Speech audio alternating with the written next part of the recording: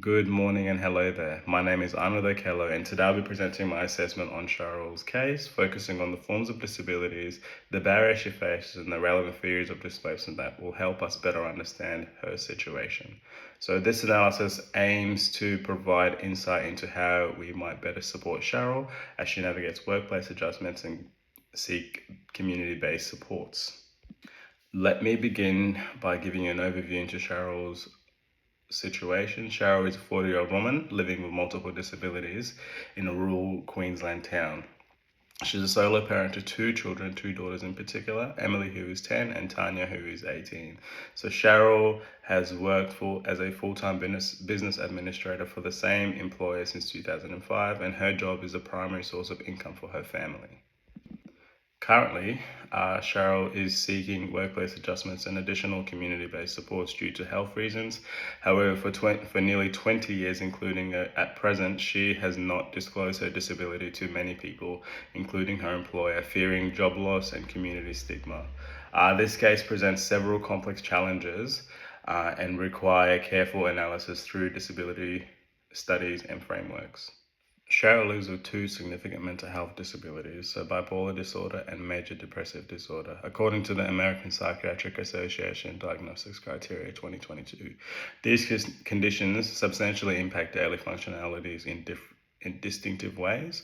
So during what Cheryl describes as extreme highs, hypomanic episodes, she experiences increased energy and productivity along with the reduced need to sleep, so allowing her to stay up all night completing work. However, during extreme lows, depressive episodes, she experiences severe depression, loss of interest in activities, difficulty concentrating, feeling of worthlessness, and may be unable to leave bed for several days or even weeks.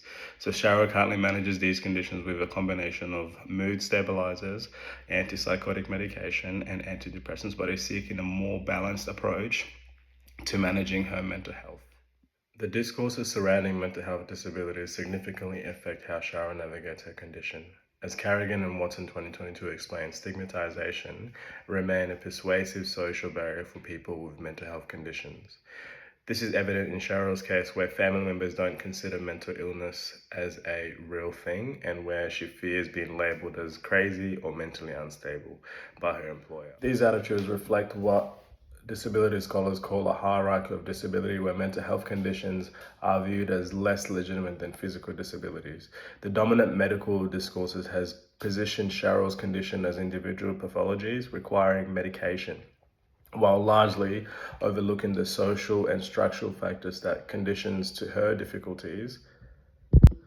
This represents a limited understanding of disability that fails to address the broader context of Cheryl's experiences. In addition to mental health disability, Cheryl also lives with two chronic physical conditions, chronic fatigue syndrome, diagnosed in 2011, and the fibromyalgia, so I probably pronounced that wrong, identified by her GP in 2024. According to the Australian Royal College of General Practitioners, clinical guidelines 2023, these conditions often present with overlapping symptoms.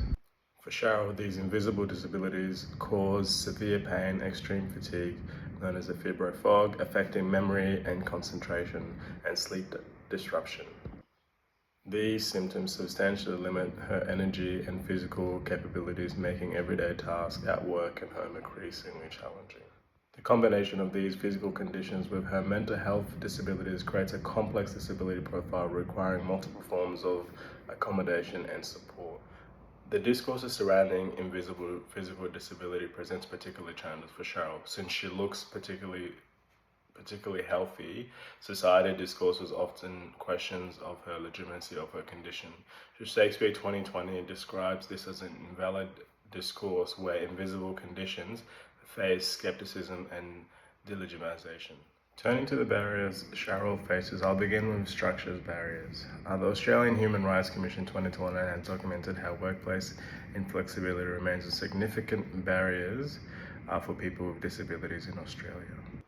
In Cheryl's case, her workplace lacks flexibility working arrangements and maintain rigid expectations around physical job duties without consideration for reasonable accommodation.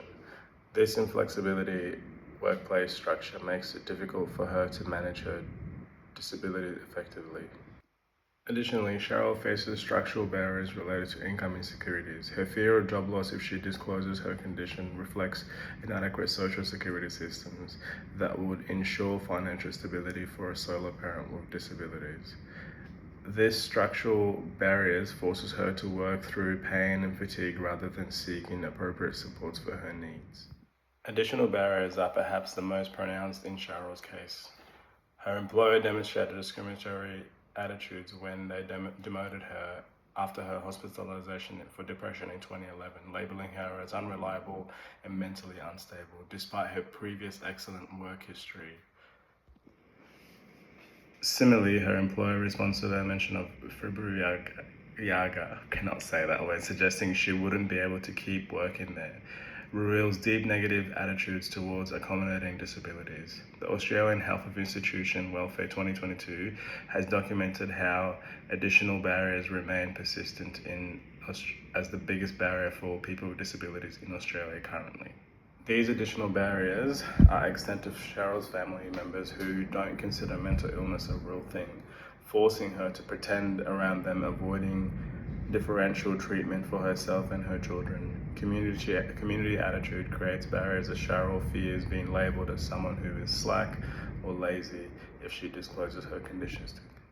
Living in a rural, remote town in Queensland creates an environmental barriers for Cheryl. According to the Australian Institute of Health 2022, rural communities typically have fewer disability support services, limited health specialists, and reduced community-based support options compared to urban areas.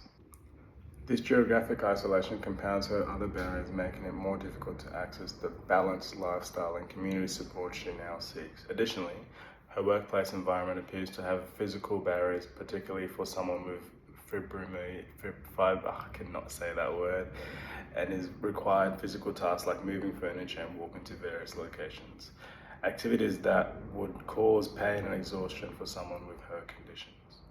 The social model of disability provides a powerful theoretical framework for understanding Cheryl's experiences.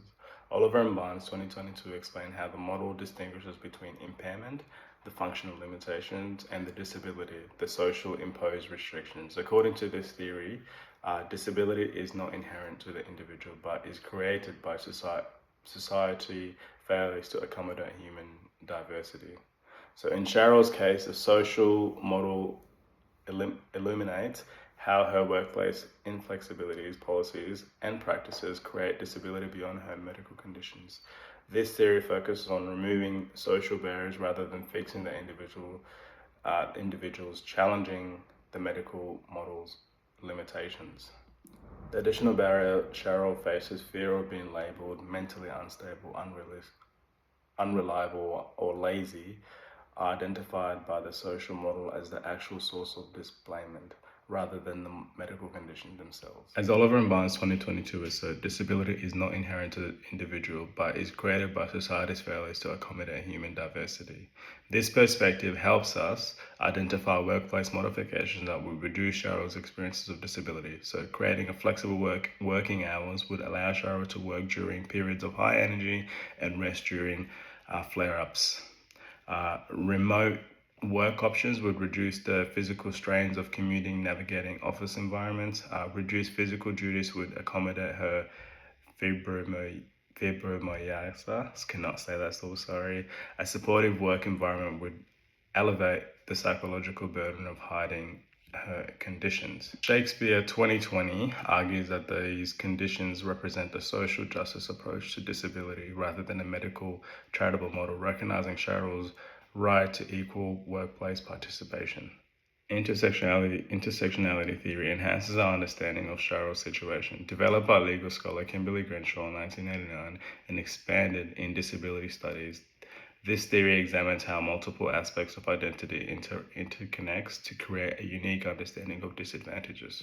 The core principle of intersectionality explains how disadvantages are multiplicative, not merely addictive. In Cheryl's case, this means understanding how she experiences compound discrimination, not just as a person with disability, but as a woman, a sole parent, and a rural resident simultaneously. Frederick and Schiffer 2023 explained that this intersectional perspective requires a holistic understanding and response to rather than addressing each aspect of disadvantage in isolation. As Frederick and Schiffer 2023 observed, the barriers Cheryl faces are not simply addictive but multiplicative. Each aspect of her identity interacts with others to create a unique duration of disadvantage.